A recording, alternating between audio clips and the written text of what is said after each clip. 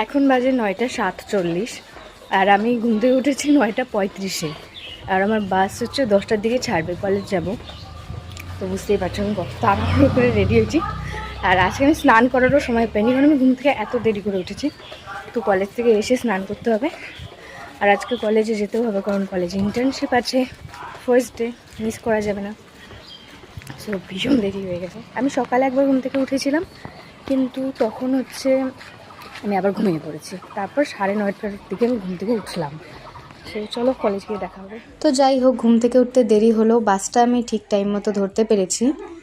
তারপর ক্লাস শুরু হতে একটু টাইম বাকি ছিল দেখে আমি একটু বাইরে বসে গল্প করছিলাম ফ্রেন্ডসদের সঙ্গে।